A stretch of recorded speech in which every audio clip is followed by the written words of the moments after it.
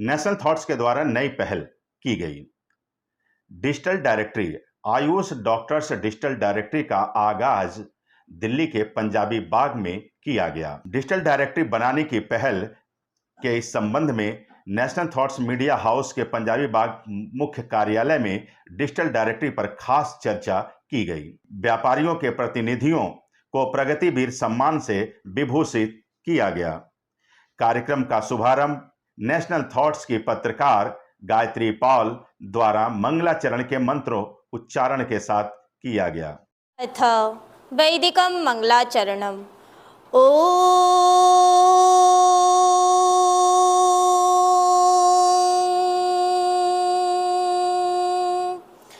अग्निमीळे पुरोहितै यज्ञस्य देवामृतबीजं होतारं रत्नधातमम्। वहीं सम्मेलन का संचालन नेशनल थॉट्स के एडिटर रजनीकांत तिवारी एवं विख्यात प्राकृतिक चिकित्सक डॉक्टर धर्मेंद्र कुमार मिश्रा द्वारा किया गया। इस कार्यक्रम की अध्यक्षता नेशनल थॉट्स के चेयरमैन डॉक्टर वेद प्रकाश गुप्ता ने की। आइए सुनते हैं कार्यक्रम में आए प्रबुद्धजनों ने क्या कुछ कहा डिजिटल डायरेक्टरी के बारे में। आज का विषय मुझे दिया गया है वो डिजिटाइजेशन के ऊपर है, जो कि एक अत्यंत रोचक विषय है और रोचक के साथ साथ जटिल भी है। अब ये जटिल क्यों है, इस बात को ध्यान रखते हुए मैं एक बात कहना चाहता हूँ कि प्री डिजिटाइजेशन एरा में हमारा जीवन कैसा था और हम क्या जीवन को पूर्ण रूप से जी रहे थे। आपके जीवन में ये बात जरूर आई होगी कि शायद हाँ शायद नहीं।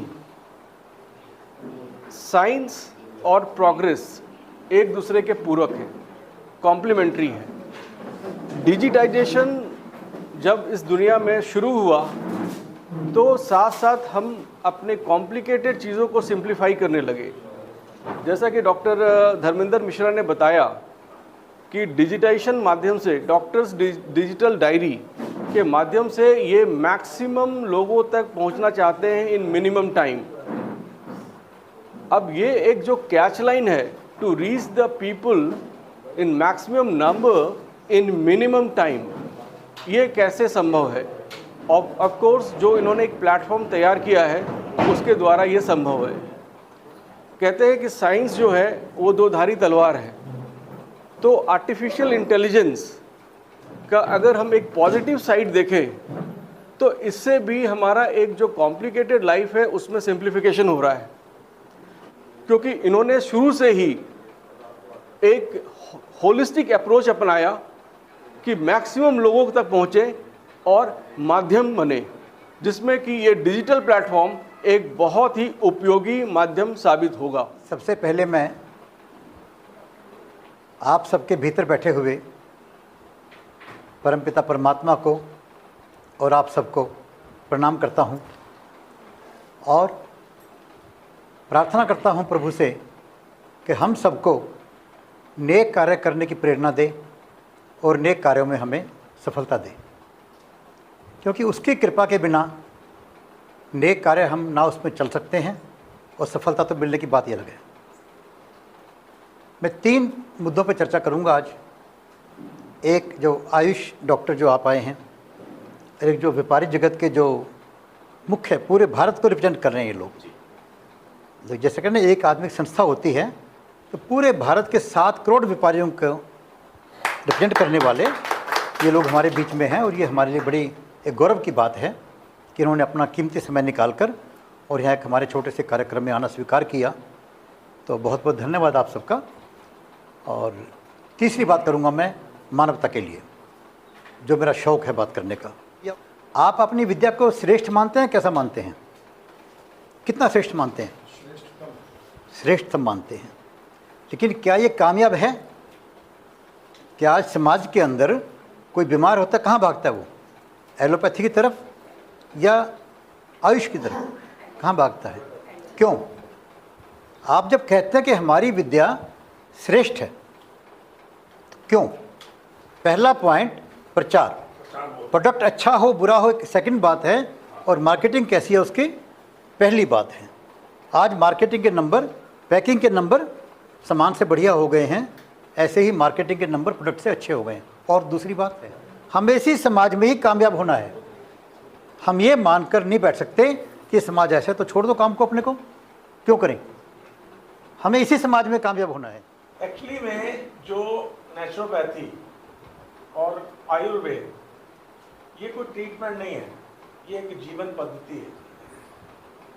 हमारे पूर्वज कहते हैं कि अगर आपने नेचुरोपैथी के हिसाब से चले या आयुर्वेद के हिसाब से चले तो आपके साथ ऐसा कोई काम ही नहीं होगा कि आपको इंस्टेंट रेमेडी की जरूरत पड़े। ग्रेट। तो आपने इस चीज की जो संभावना तलाशनी है कि लोगों तक कैसे पहुंचें, ये बात कैसे पहुंचाएं कि आप नेचुरोपैथी करिए, आप आयुर्वेदिक वस्तुओं का इस्तेमाल करें, तो एलोपैथी के डॉक्टर के पास आने की आवश्यकता ही नहीं। फेडरेशन के संयोजक पवन कुमार जी, राकेश यादव जी, कमल कुमार जी, चौधरी जोगिंदर जी, रजनीकांत जी, मैं कुछ बातें थोड़ी सी अलग आपसे करना चाहूंगा। कारण क्या है, सरकार कोई भी हो, जिस प्रकार की प्रॉब्लम है या किसी प्रकार की भी आप बात रखते हैं, मगर कई चीजें ऐसी हैं हम रोज सुबह अखबारों में पढ़ते हैं, टीवी में देखते हैं और उनको वहीं पर दबा के रख देते हैं, आवाज सरकार तक नहीं पहुंचाने की हिम्मत करते। क्योंकि जब तक, देखिए मैं कहूं आज एक सरकार को आप चेंज कर दो, दूसरी सरकार हो सकता है उससे भी गलत आ जाए। हमारा मकसद सरकार को चेंज करना नहीं, हमारा मकसद तंत्र जो है उसको ठीक करना है।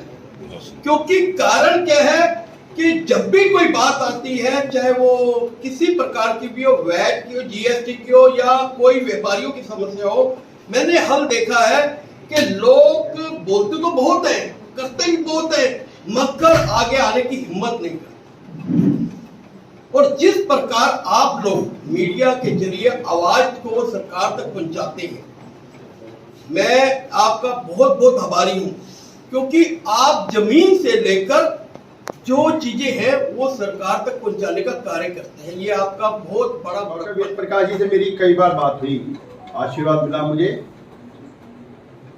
आपने एक वर्ड बोला, मुझे मूल मंत्र में अपनी बात बोलता हूं कि सरकार भी हमारी है और हम भी सरकार के हैं, लेकिन फिर भी समस्या सॉल्व नहीं होती। क्यों? दिक्कत वहां है कि हम सरकार पे दोषारोपण करते हैं, लेकिन अपना खुद सेल्फ असेसमेंट नहीं करते। जिंदगी में आगे बढ़ने के लिए एक नागरिक के तौर पर अगर आप किसी डिपार्टमेंट में जाएं, चाहे वो जीएसटी के पास जाएं, चाहे वो मोदी जी के पास जाएं, चाहे केजरीवाल साहब के पास जाएं या कांग्रेस के पास जाएं,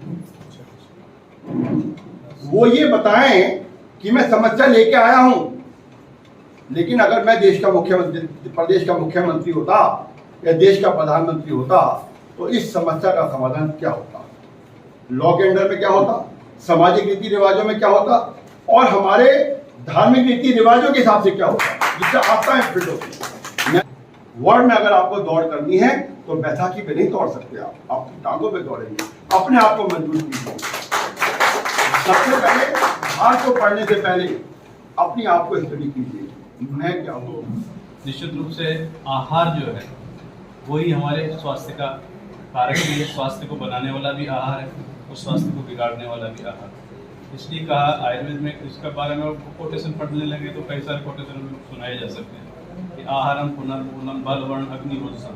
आज का व्यक्ति बल चाहता है, एनर्जेटिक रहना चाहता है, चेहरे को ओजस्वी रखना चाहता है, बल वर्ण कॉम्प्लेक्शन को अच्छा रखना चाहता है, बल वर्ण अग्नि और मेटाबॉलिज्म जो है उसका प्रधान जो हेतु कारक है वो भी आहार ही है। बीमारियों का कारण भी मेटाबॉलिज्म का वीक होना है, स्वस्थ होना भी मेटाबॉलिज्म को दुरुस्त रखना है, और जो हम डाइट लेते हैं उसी पे हमारा मेटाबॉलिज्म डिपेंड करता है। तो आहार ही सबसे मुख्य उपादान हमारी हेल्थ को लेके। इसीलिए आचार्य काश्यप ने आहारम महाभेषजम कहा कि आहार ही सबसे बड़ा ग्रेट मेडिसिन, सबसे बड़ी अगर मेडिसिन है तो वो डाइट है। सर जो काम करना चाह रहे हैं बहुत बड़ा काम है, क्योंकि डाइट को लेके आज समाज में बहुत ही भ्रामक धारणाएं पैदा हो चुकी है। अब वही रोगों का कारण बन रहा है। लोगों में अवेयरनेस बढ़ रही है स्वास्थ्य के प्रति, लेकिन सही जानकारियां लोगों तक नहीं पहुंच रही। सही जानकारी नहीं पहुंचना ही रोगों का कारण बन रहा है। तो ये एक जो मुहिम आप बनाना चाह रहे हैं वो बहुत अच्छा है, बहुत ही निश्चित रूप से समाज के लिए बहुत उपयोगी रहेगी।